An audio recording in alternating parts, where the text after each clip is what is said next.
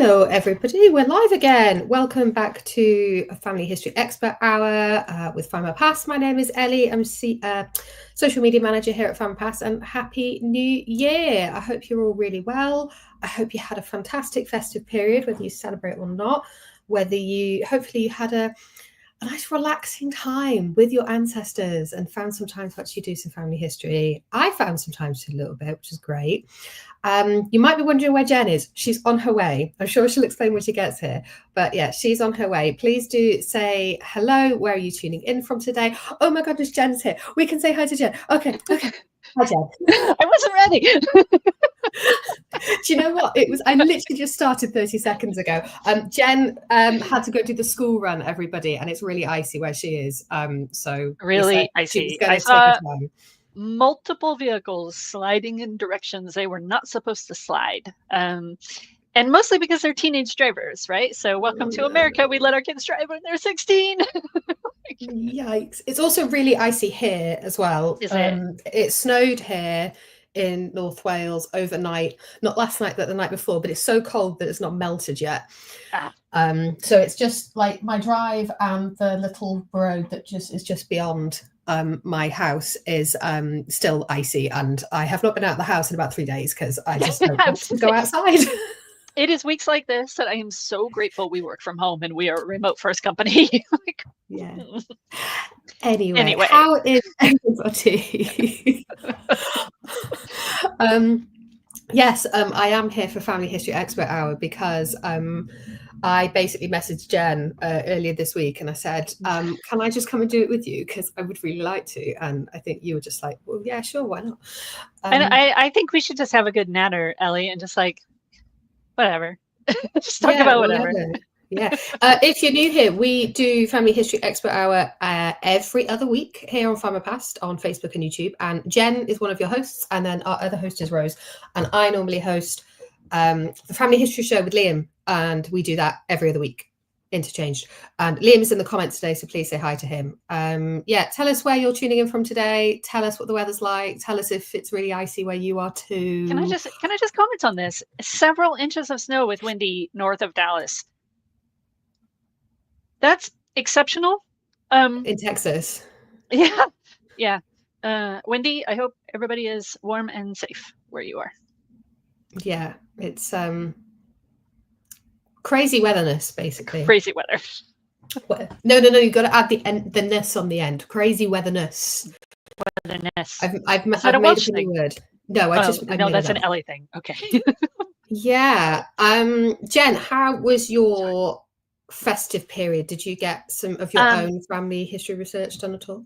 I didn't actually, but I did start a new tree. My daughter has been dating this young man for a while, and so I started working on his family tree now. And actually, they already know quite a bit, but there were some things that they were like really not sure about this. They're Jewish, and I don't actually have a lot of experience with Jewish research, so I was like, great, this is a great opportunity for me to practice and learn, but also benefit someone that we care about. So I started working on history, but just the basics so far. What about you, Ellie? Any progress on your family tree?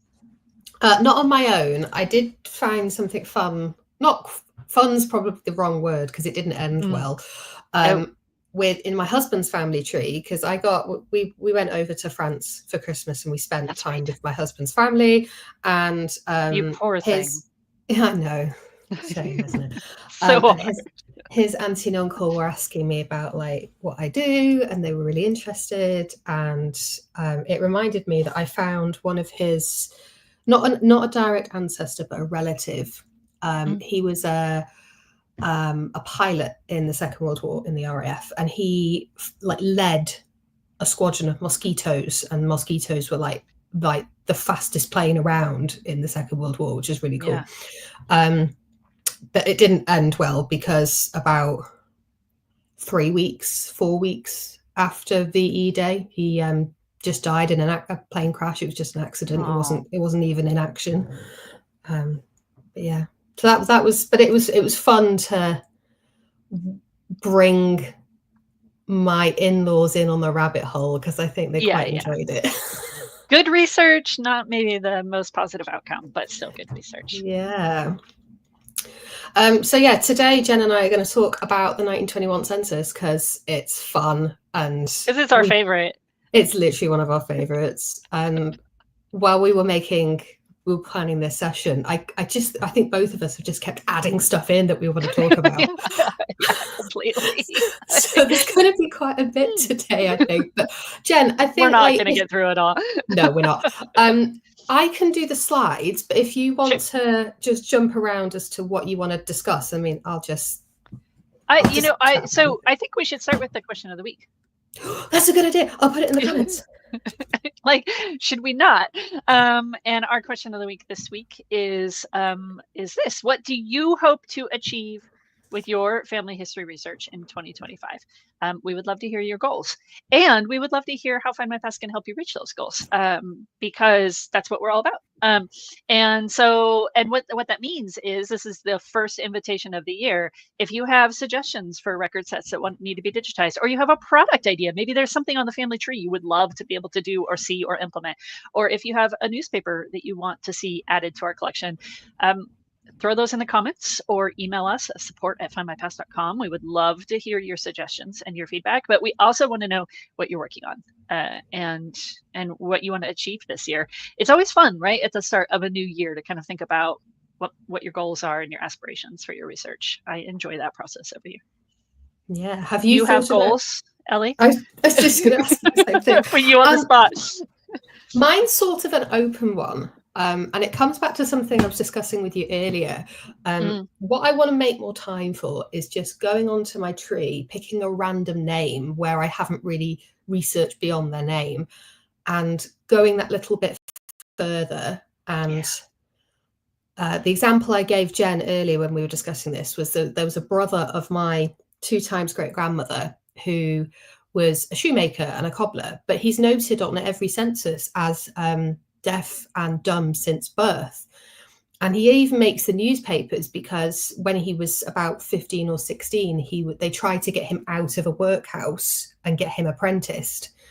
So they were actively trying to help him. And although I think the apprenticeship ended up falling through, he still became a shoemaker. He still became a cobbler, which is pretty cool. So yeah, nice, a bit of an open goal. Go a little bit further, go a little bit deeper, I think. That's good. What about you, Jem? I have one very specific goal, and then I have kind of some thoughts floating around in my head. My specific goal is to add more of my inherited material to my index. I have a master index of all of the collection, and I'm up to just over 2,400 items. And I have, and most of it's in binders behind me. That's why I had to look back there. And I have a bunch of binders that I have put stuff in, but I haven't actually numbered and itemized yet on my list. So I would like to at least get through those, at least a couple of those binders. Yeah, it's not difficult or anything, but it's time consuming, right? Because you have to sit and like meticulously put in like, what is this thing? What is this item? Who is it? Like, who's it attached to? So that's my like actual goal. And then I think I'm kind of more along the lines of you, right? Like I'm pretty adept at this point of adding kind of the context and the stories in my day job. Like I do it every day at work, but I haven't necessarily picked up and done much of that for my own tree. And actually I have an example of that in our slide deck for this week's new records. If we want to jump ahead, I can segue directly to new records. That sounds good. Cool. Where did the new records go? They're at the very end. I think they're at the end. Okay, what we'll do is I'll scroll to the end while you talk about this. New records this week, you guys are all US based actually. They're all US records. But it made me think. So the new records this week are passenger and crew lists. So we've got New York crew list from 1917 to 1957. We've got passenger and crew list from New York 1915 to 1921. We have passenger and crew lists from Guam from 1947 to 1952, which of course is a U.S. territory. And then California San Francisco passenger list from 1954 to 1957. And I was thinking about this when I was writing up my notes for today. And I'm like sitting there thinking like, how is this relevant to people who are researching in the UK? And then I started to look at the time frames that we're talking about. 1915 is the earliest, and it goes all the way up to 1957. And that is an era in which people are taking more vacations, right? They're taking more holidays than ever. Travel is easier across the oceans. It's faster, it's more efficient, it's cheaper. And so you have this growing idea of tourism, right? And this was incredibly popular during the interwar period and after World War II, right? Especially because people are trying to live life to the fullest, right? That whole concept. And it made me think, you know what? I have a number of ancestors who would have had enough money in this rising, growing middle class that developed after World War I, in particular, that would have fit in this category of being able to travel. And so I went and looked at one of my family members. This is M.J. Lawrence, Mortimer James Lawrence, and his wife, his second wife, who was younger than he was. There's a story there. Anyway, I found them in the passenger list. Now I have him doing all sorts of things. I've studied his life pretty extensively. It's kind of a rags to riches story. But I've always thought of him as like a businessman, right? And certainly his travel around the United States was really prevalent and carried in newspapers and that kind of thing. But then I went, well, wait a second, business travel was a thing in his world as well. So I actually found him on multiple new passenger lists yesterday, thanks to these updates from these U.S. records, and he's listed as a tourist. And then I went and looked in the outgoing the UK collection, right, that we've had forever, passengers leaving the UK, and he's listed there too. And he and his wife are going home, and I was like, oh, duh. Like, of course they were tourists. Of course business travel was a thing. Of course people were using these voyages for more than just migration. Like, Jen, come on, wake up. So I would invite you all to think about these new records, not just as an immigration story, but as society changed, especially after the First World War and into a more recent period, right? You have a lot more of this kind of casual travel, and that is my pitch to encourage people to look at these records. Yeah, you are spot on. Like, I mean, I looked at these and I immediately thought migration. Yeah, of course, right? Yeah, you think I do too. I think it's ingrained in us as genealogists, right? Passenger list, okay, migration. They're moving. No, not necessarily. Maybe they were just taking a holiday. Yeah, or maybe going to see somebody who had migrated and planned on coming back. Yeah.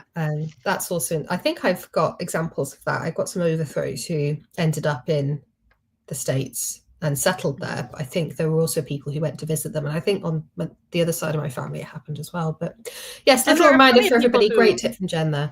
Yeah, there are plenty of people who migrated and then didn't like it and then went home, right? So yeah. Anyway, I think I found an example of that, but I need to talk to you about it separately because I need to clarify. I need to talk it through with you first before I share it anywhere else. Fair enough. I want to make sure I'm right. So yeah, those are the new records for this week, and we've got loads of new newspapers as well. Loads of new newspapers. Updated 41 titles. 41. These guys work so hard. And then we have two new titles, the Cannock Chase Chronicle and then the Walsall Chronicle, both quite modern, both start in 1987 and run to 1995. And then there's a little bit of a gap. So they go 97 to 2000, the early 2000s, but it is nice to have some of that modern stuff. And then the 41 updated titles are just all over the board, right? Illustrated London News from 1912 and the Sandwell Chronicle starting in 1987 and the Littlehampton Gazette in 1990. I'm just picking random ones. The Bucks Herald in 1989. So Beverley Guardian in 1950. So all sorts of titles, all sorts of years. If you want the full list, you can always access it on the British Newspaper Archive blog. And there's a link from the Findmypast blog as well. Actually, the Illustrated London News is one of my all-time favorite newspapers. So good. And I had totally spaced that we didn't have it for 1912. And now I'm immediately thinking, Titanic? Yeah. So I guess I haven't dug yet, but I'm excited. Yeah. I know what I'm going to be doing after this. Right. I need to go back to the beginning of the slides. And so you do that. I'm going to read Karen's comments. Yeah, you do that. Comment. She said, my great-grandfather traveled to the U.S. in 1892 to visit his parents and siblings who had migrated in the 1880s. So there you go. And actually, there's a really good book about early over Atlantic voyages. And this author and historian uses the example of 1635, the year 1635. It was a huge year for passenger voyages across the Atlantic. And she basically lays out the argument that like business travel across the Atlantic was actually in full swing as early as the 1600s. Yeah, don't mind my husband outside defrosting the car before he goes out. Oh, yeah. You can just sort of see him. You can. He's horrified to know that he's now. So we just won't tell him. We'll just do this and then. Yeah, there you go. Yeah. So yeah, actually, there was a comment I wanted to pull out from Jillian, hoping to find out more about my grandside of the family in the Wrexham Gresford area. I retire in July, so I'll be able to spend some more time down there. Jillian, let me know when you're going, because I live really close to Rexford. That's Wrexham and Gresford combined. I live really close, and I also have ancestors from that area. My lot were sort of in the Bersham. I think some were in the Gresford area as well, and then the Coed-Poeth area of Wrexham. So maybe our ancestors knew each other. That would be really cool. So yeah, we can do research trips together. That'd be fun. That would be fun. Any more questions of the weeks we can do before we move on? There's to a bunch. Yeah. So many. Let's do Rosie's here real quick. And she says it's very pertinent. I've just gone back to an old search that I thought I had sussed and now don't think I have. The death cert that just came through was my hope, but it didn't help. So that's this year's project, possibly. Well, Rosie, we wish you the best of luck. It is always good to question your research, though. Like I do this every once in a while. I probably should do it again. I'm probably overdue to go back and just double check myself and look for new materials that have popped up, right? Like, people are digitizing at extraordinary rates, and I'm smarter today than I was yesterday. And so all of that adds up to double check yourself and just kind of always going back to what you think you believe is true, and kind of making sure that no new evidence has come to light. This happened to me recently. I went back to something that I had done a few months ago, and I was completely wrong. And I think it was I tried something slightly new with a newspaper search, and it gave me loads more, and it gave me like 3 clues that I needed that made me realize, oh no, I followed entirely the wrong person. So it's always worth going back to double check. Always worth it. Always worth it. Cool. Should we talk 1921? Let's do. What I thought would be fun, Jen and I thought would be fun, if we just discuss 21 for a bit, because I'll pass over to you, Jen, for this, because you created most of these slides, but I'm happy to as you need me to. You know, I've been thinking about this for a couple of months, actually. And the idea that is in my head is, you know, we all use census records every day. And they are so essential to our tools as genealogists. But how many times have we stopped to think about how our ancestors actually viewed the census in the moment? How was the census seen and portrayed in 1921, right? And you can ask that of any census year, obviously, but even modern day, right? There's always discussion about how a census is conducted even today, and what questions are being asked, and why does the government need to know these things about us? And I think that's true in the UK as much as it is in the US. How much will it cost us as the taxpayer? Yeah. What's the tax benefit of this? Yeah, as a taxpayer, why are we doing this? All of those things. So I just wanted to share a few examples of kind of this vein of thinking. Now, we've had access to the 1921 census of England and Wales, of course, for 3 years now on Findmypast. And every day we find something new. I know I do. I just found a new one actually the other day. I shared it with Ellie, and it's in these slides. So it just feels like kind of a never-ending outlet for history and the study of history, and the moments of these people's lives that are captured on a page that's designed to capture statistics, but really tells a story. And I think that's still really, really exciting. Even if I mean, Ellie, you and I have been looking at the census like literally every single day since it got published. But it still sends a shiver up my spine when I find something new and interesting and dynamic, right?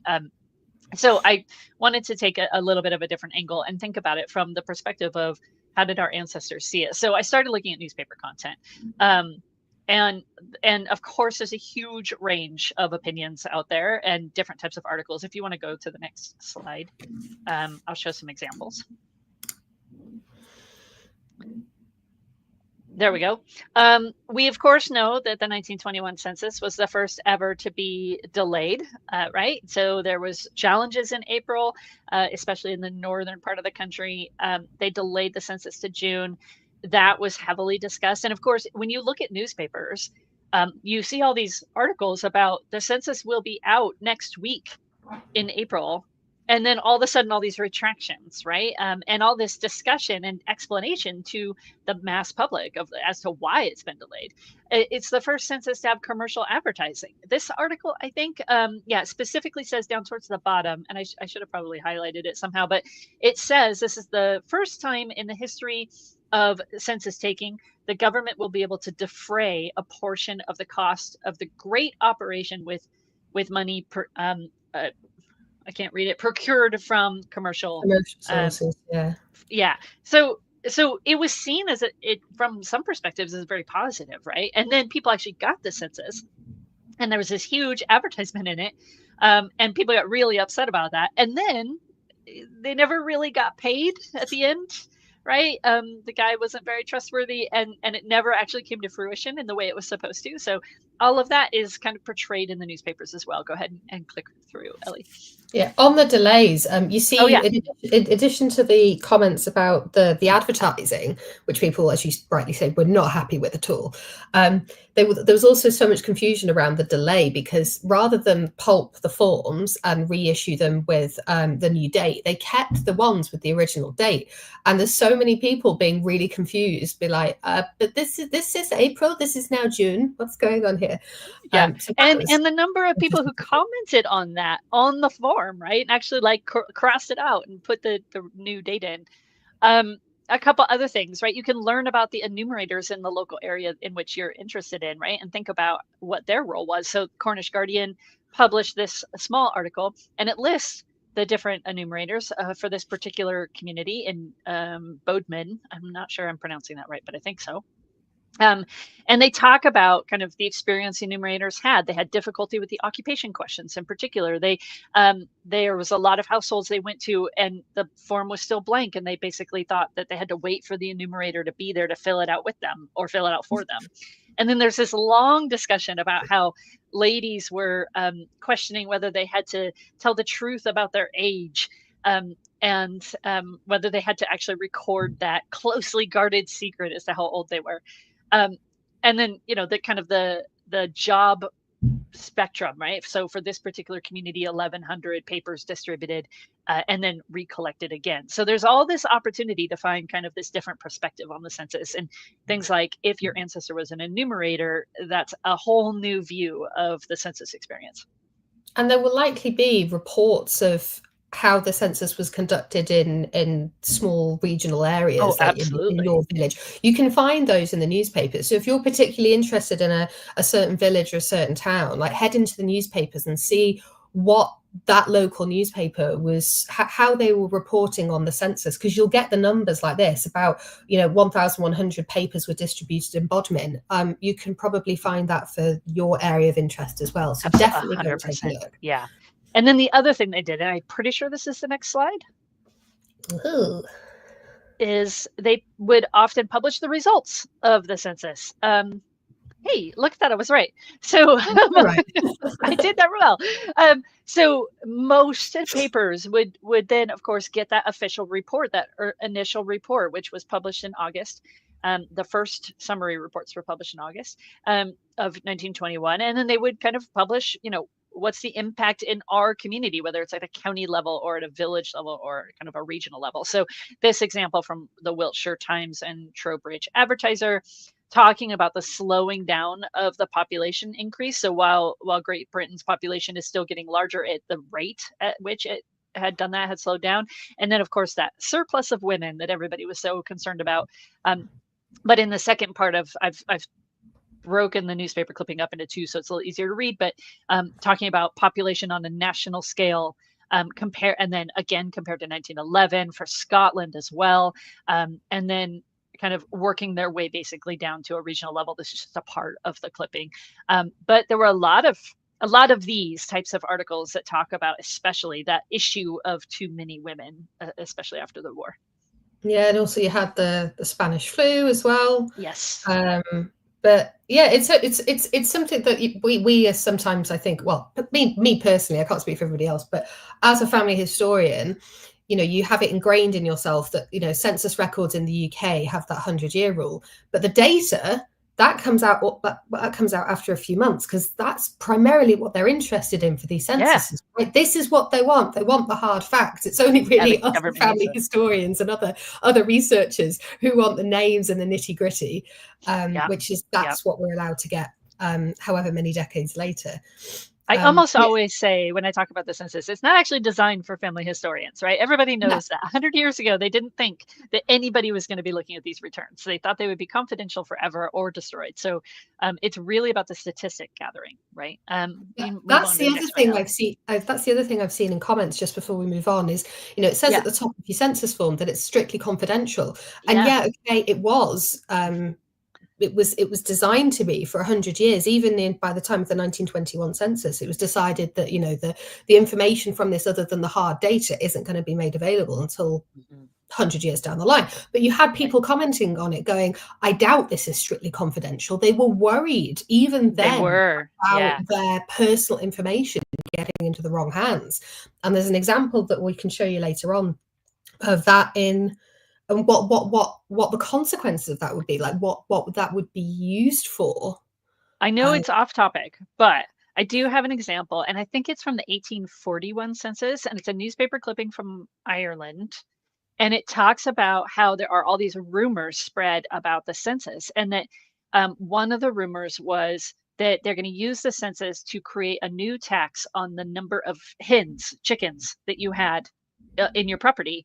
And so people in Ireland were basically mass killing their chickens ahead of the census because they thought that they would be issued a new tax that they thus could not afford. And so there's all these people out there apparently in 1841 in Ireland killing chickens because they think that the census is going to implicate them and require a new tax. So this idea of the confidentiality of the census has been a long-standing issue since really the late 1700s when censuses really started. Yeah, the other sort of segued example I can think of that is if you look at some Scottish censuses, it's got not just the number of rooms, but the number of windows. And in Scotland, you've got that infamous window tax. It's why if you wander around a Scottish city, you'll see some of the windows in the bigger houses boarded up because they didn't want to pay for the extra windows. I wonder if that's connected. I don't know. Let's move on. Let's keep going. There you go. Okay. So a couple more examples from kind of this contextual standpoint, right, of understanding the census from kind of a different perspective. There's a huge number of issues in which you could research in terms of the census itself. And one of the ways in which I try to understand the census is by how they interpreted the instructions. And in this case, right, you're looking at a population who has a higher literacy rate than ever before, but you still have a huge amount of the population who is illiterate. And the 1921 census even actually had a campaign in the school system where they were informing the students how to fill out the census so that they could go home and guide their parents. So you have articles like this one that, this is the Nelson Leader right after the census is taken. They're basically saying, we've done the census. There's been some problems, some concerns. It's kind of a sarcastic article, actually, but he does finish, but the author finishes by saying, one only hopes that the reports will be clearer than the means taken to ensure them, because he spends quite a lot of time talking about how confusing the census was in terms of the occupation questions in particular, and then the instructions just as a whole. So another interesting angle to kind of look at when you're thinking about how your ancestor was impacted by the census. These examples that you pulled here, Jen, are just quite they're sparking a lot of thoughts in my brain. It really does kick your imagination into gear, right? And actually all I did was search across the newspaper collection, and I just limited it to the year 1921 and the word census. I didn't go any further than that. And it was just, I mean, thousands of articles, right? So so you really could narrow it down to a more specific topic that you might be interested in. It's just quite fascinating because we sometimes talk about census records as snapshots in time because they are taken on one night, and that's where you find your family or whoever you're researching. But if you do what you've just done, Jen, and go into the newspapers and look at how people were talking about the census and thinking about the census, then you've almost got that extra opportunity to expand it from that one night. And you really realize that the census is actually not one night, it's a months long experience. Exactly. Right. And while it obviously the activity of filling out the form just took a short amount of time, the education of the population took several weeks, if not months. The reporting process took several months, right? And you can expand that search, right? You can look at newspaper articles or other sources and go, well, from 1921 to 1930, they were talking about the 1921 census results. And then from 1931, they're probably comparing 1921 to 1931, and it just keeps going, right? So even though we don't have access to the 1931 census today, we could, in theory, find some of this statistical data, find some of these newspaper articles, find these other sources that help infer what our ancestors' experience was for that 1931 census moment. Yeah. I would love to do a project to see if I could actually recreate bits of the 1931 census from newspaper content. I just haven't gotten that far yet. So interesting you say that, because I've sort of been doing that, not for 31, but for something else that doesn't survive. Yeah. I'm going to have to send you what I found so far. Please do. Yeah. If anybody wants to take on a 1931 newspaper census project, let us know. Yes. All right. What do we have next? Seaside returns. Oh, is this oh people yeah, on this holiday? one I thought. So this was interesting, actually. I had not heard. So 3 years of research into the census, I had not heard this before. So this was new to me, and I have not dug into it in any more detail. All I know is what's on this clipping. So the Hartlepool Northern Daily Mail published in August of 1921 that they were thinking about doing a revision of the seaside returns because there were so many people on holiday in June when the census was taken, and they didn't think it was accurate, which of course it wasn't, right? If you're thinking about permanent residences. So this was originally published in the Times. The Hartlepool Northern Daily Mail republished it. I am so intrigued at this idea. I do not know if it ever happened. I don't think so, because we've never heard anything about it. We've never found anything about this. But it would be fascinating to try and chase this down. So there are still mysteries to be solved from just even the process of taking the census. Yeah, as much as we know about it, we still don't know everything. I seem to remember seeing something around, not like after the census was taken, but when it was sort of decided it was going to be postponed to June. I seem to remember reading something that even at that time, they were worried that there would be a disproportionate amount of people not at home. It's one of the reasons why it happened when it did, because they didn't want to delay it any further. Yeah. Before that very reason, because statistically it would be off. Yeah. What's next? I think there's one more. I'm rushing you. I'm sorry. No. I was just going to say that I think it's I'm quite pleased that they did it in the summer, because we get a little bit of a different lens on it, I suppose. And we learn a little bit more about we learn a little bit more about what people were doing in the summer, how many people were actually away from home. I think it's fantastic. It's just a whole nother angle of life, right? So the last clipping that I pulled, I'm pretty sure this is the last one. I know, it's funny, right? The Nottingham and Midland Catholic News published a weekly joke competition. And the 14th of May, 1921, the winner was a census joke. And I think this is great. The census man says, I'm going to read it. I'm going to read the whole thing. What is your age, madame? And the lady of the house says, did my neighbor tell you hers? And the census man says, of course, certainly. The lady of the house says, well, I'm 2 years younger than what she is. And I know that this is very stereotypical of the times and like gender roles and all that. We could have a whole discussion about this, but it did make me chuckle. And I think it's great that a census joke was the joke of the week. Yeah, that's pretty good. It's fascinating to me as well that of all the examples that you've shown us, there are two that mention that women do not like sharing their age. It was a big deal. It was absolutely an issue, and it was an issue in 1911 and in the 1891 census as well. There are published reviews, and historians have like looked at this pretty extensively about how impactful it was for a woman to have to publicly admit her age. It was a really big deal, especially for upper middle class and upper class. I mean, not to stand on my soapbox, but that's even an issue today because women are just not allowed to age. We're not allowed to. Yeah, exactly. We could go on and on about the patriarchy here. We could, but we're not going to because I think I don't think we should digress that far. Before we talk about maps, I'm going to share Rosie's comment because I love this. Rosie just posted in the 1931 Cheshire Observer, 4th of April, 1931. In many schools this week, children had the census explained and wonders if that includes her mom.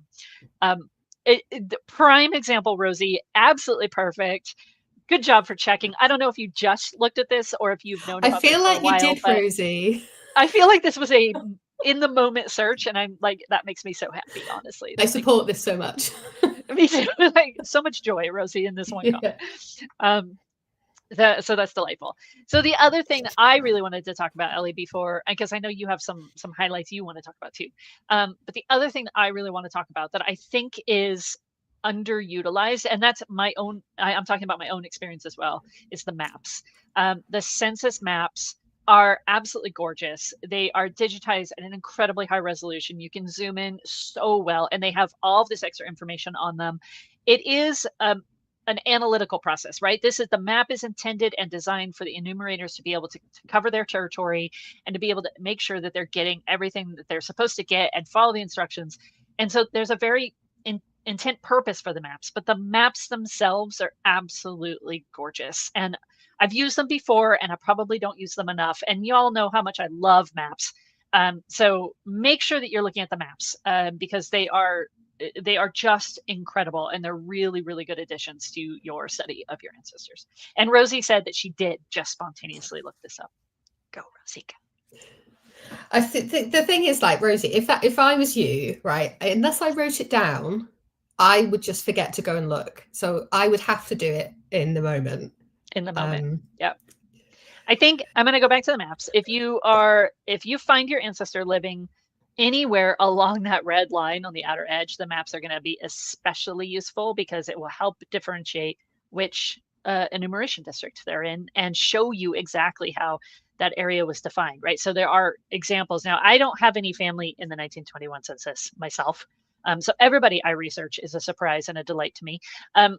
So there are moments where that red line fits right through the middle of a city, for example. And so you have one part of the family in this enumeration district over here, and then you have another part in this enumeration district. The enumerators themselves are different. Maybe the parishes are even different. But it is just one street that makes a difference. And understanding the context around the census and your ancestors in the census is important. Yeah, that's my soapbox.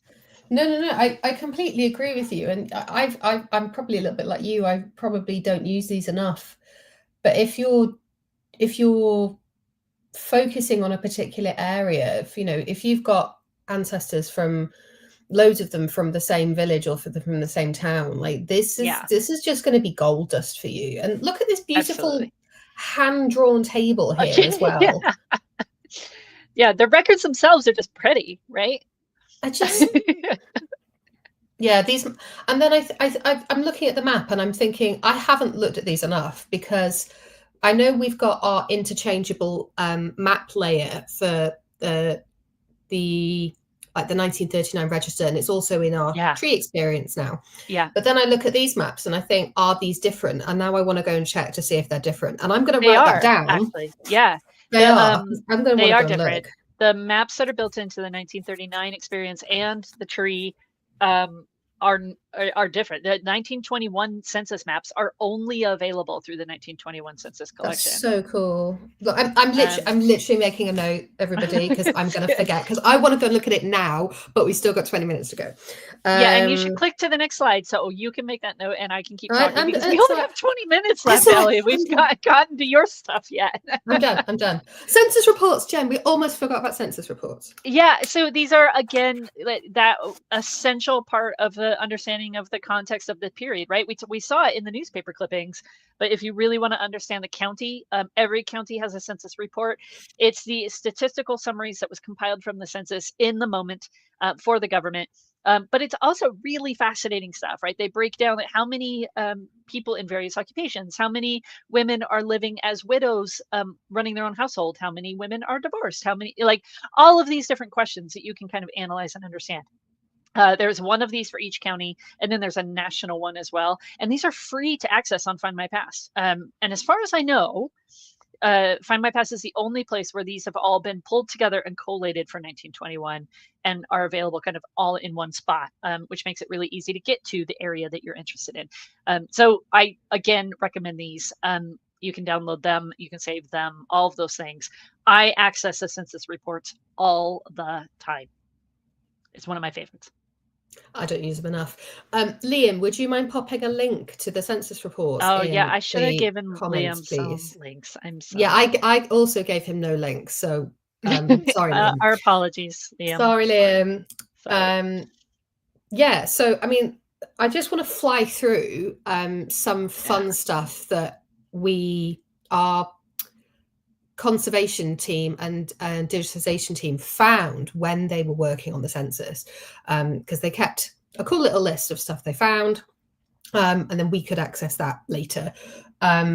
So I mentioned earlier about people being concerned that data was going to be used for other purposes, and this illustration here on the left-hand side is a perfect example of that. Yeah. So a chap called Arthur Vince, he was a youngish man. I think he was in his, I want to say his mid to late 20s. And on his census return, he drew this quite eerie cartoon. And it's a woman bringing a cup of tea to three men in hats, and they're around a table. And the caption reads, "Counting available cannon fodder. Next war, 1936, from census returns, 1921. So he's predicting here that the data used in the 1921 census is going to be used for conscription in another war in 1936. And the chilling thing is, as we all know, he's only 3 years out. Yeah, it's really a remarkable illustration. Yeah, it's one of my favorites, actually. It stops me in my tracks every time I see it, right? Every time. Yeah. And I thought, I sometimes think about Arthur Vince sitting down to fill out the census return for himself, his wife and his son. And there must have been something in him that made him want to do this. I don't think he's doing it as maybe a little bit as a joke, but I think there's a very serious point he's trying to make. I think it was very serious. Yeah. Yeah. And then here you've got a doodle of, I think, a German soldier looking at the hat. The helmet. Yeah. Hat's not the right word. And then there's like you can get notes everywhere. And one of my favorite things to do in my role as social media manager is go into the big long list that was made of fun things that they found in the census when digitizing and try and pull some stuff to show you. So I thought I'd just carry on and show you some of the notes. So there's this one chap here, Ernest Gravestock, I think, Gravestock. And he's complaining about the nosiness of the government. It's like, why on earth do they want to know all of this stuff about me and my family? And he's got a long note there that I'm not going to try and decipher right this second, but it talks about insatiable nosiness of the government. And I just found that fascinating. It's good. Yeah, and then we've got another one. This is one of my favourite ones that I've ever found. This is Edward Francis Brookman. He is a widowed man. He also said he's orphaned. He says he's the head and tail of the household. He says that he was born in Compton Dando, but don't tell everybody. And then he not only lists his occupation as a carpenter, he also talks about the things he can make as a carpenter. he can sometimes do conservatories as a sideline. You know, I'm getting so much about his personality here, and I think it's quite tender because I think he's trying to be funny, but there's a very serious point. You know, this is a widowed man, he's living alone, and yeah, he's probably lonely, right? Yeah, I think he and is he just wants to lonely. talk to, like, it just screams like, I just want to talk to somebody. I love the ones. I'm so grateful to all the people who broke the rules, right? Very clearly we're not supposed to do any of these things, but thank goodness they did. Yeah. And then there's another one here. It says it's been impossible to get access to the person. This schedule has been made up as the result of inquiries, and that's an enumerator's note. And I didn't put in the entire form, but you'll see the entire form is very, very blank. I think you've got a name and that's it. Some people were very evasive when it came to, well, and they learned a lesson from, they were very cautious, and they trained the enumerators differently because of 1911, right? Because of all the intentional avoidance of the 1911 census for the suffrage movement. Absolutely.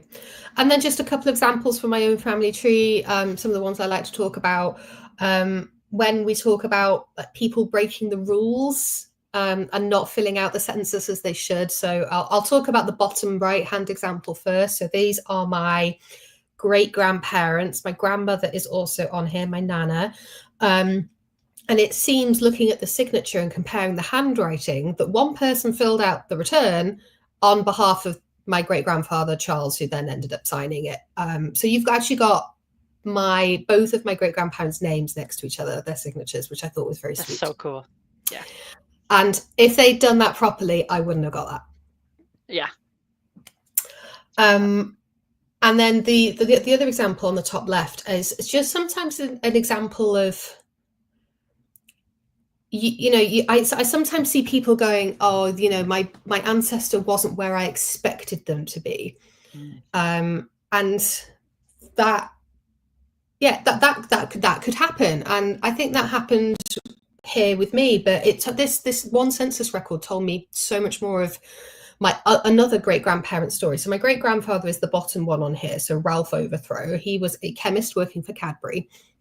And in 1921, he is visiting a colleague of his called John Foster, who is quite a bit older, about twice his age. But John Foster also works for Cadbury. And then I look at it's terrible handwriting, but one of his daughters is called Sarah Ann Foster. And this is Ralph's future wife. This is my great grandmother. And it tells me the story of how my great grandparents met. And I didn't know that before. That's so cool. So yeah, just a couple of examples there. We have 10 minutes left. Oh my goodness me. And there's still so much I wanted to talk about. I'm going to race through these. This is another great one. This is Ellen Carwin, and she adds all over the place extra information about her work, about her children, I think, and even their years of birth, addresses that she's lived in. Yeah, this is one of the good ones. This is a really good one. Yeah, it's like her whole life history. Fantastic. Yeah. Again, we wouldn't get this if she'd played by the rules. Yeah. We cannot not talk about Constance Halstead. This is another excellent one. So just go onto the 1921 census, or Liam can put it in the chat. Constance Beatrice Halstead, and she has littered her census return front and back with so much. Like, she has so many opinions, and she even puts her cat on there as well. Yeah, it is worth just sitting and reading all of her notes and looking at the image. It's really worth it. Yeah. Recommended reading. This was you, Jen. Yeah, so we've kind of hinted a little bit at like the changes of the interwar period, right? There's a huge amount of cultural change that happens after the war. And of course, the census is taken right in the middle of that. So it's hard to understand the world they were living in if we don't kind of understand that period from a larger perspective. So I have been working on this period for a while, and I just thought it might be good to share some of my reading material. And I would love to hear other suggestions. I am an avid reader. I read every single day. So if you have other books, please, please, please put them in the chat. I will read them. But a couple of recommendations. So to set yourself up for the period, Simon Heffer has a 2-part series, High Minds, the Victorians, and then The Age of Decadence, which covers 1880 to 1914. They are both really chunky, meaty books, but they are well worth reading. They're very good. Martin Pugh's We Danced All Night, A Social History of Britain Between the Wars is very good as well. It's, how do I say this politically correctly?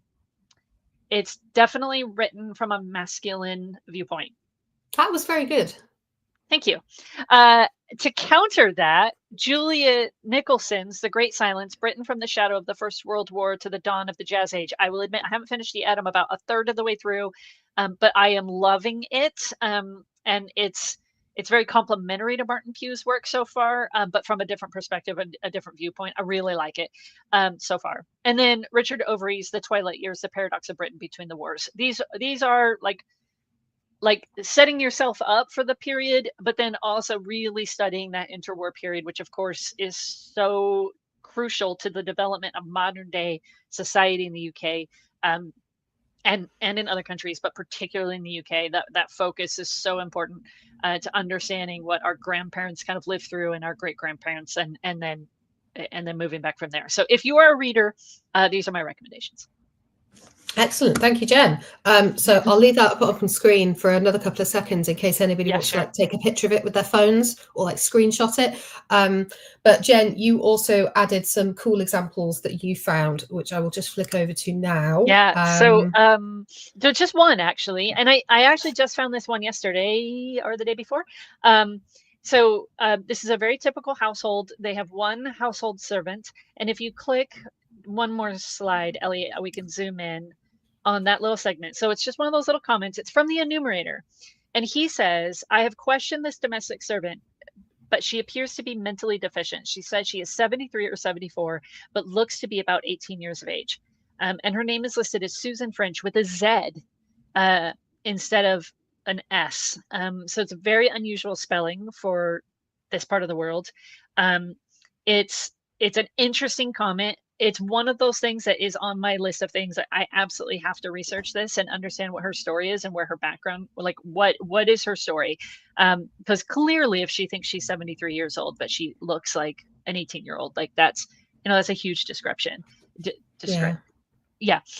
So it's just another one of those examples where you just never know what you're going to find on the census, and then understanding the environment around her, right? So she's listed as a domestic servant.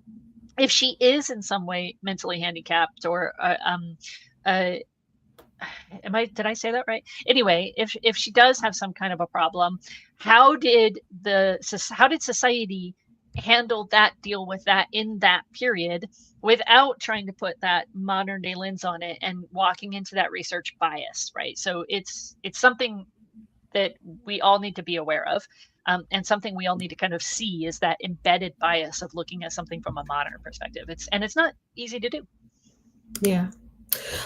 Cool. Right. I think those are the end of the slides. So I'm just going to take those off a sec because we have five minutes left. 5 minutes. We have so many comments. So many good comments. I just want to, before we delve back into the comments, we've talked about maps. We've talked about enumerators and things like that, but in terms of other things that you might not have noticed or maybe not stopped and thought, oh, that could be important, or I could delve into this a little bit more. There's just a few things I thought we should mention. So there's the number of rooms, of which is listed, because there are, I'm sure many of us have examples where, you look at a whole family and there's 10 people living in a household, and then you look at how many rooms there are and it says like 2. Like 2 rooms. Yeah. So even just that tiny little box, that tiny little number on the census return is going to tell you so much. You can't see this house unless you look at the address and go and look at it on Google Maps, whatever. But just looking at that will tell you so much.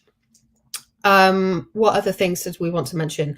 It's the first census, I think, to mention divorce. Am I right in saying that? Yes. Yes. Yes. It is. Yep. Correct. What else was I going to say? So on the returns, they had to fill out how many children under the age of 16 they had. So they had to put it on the right-hand side. And I had this thought the other day. compare that with the children that are actually in the household.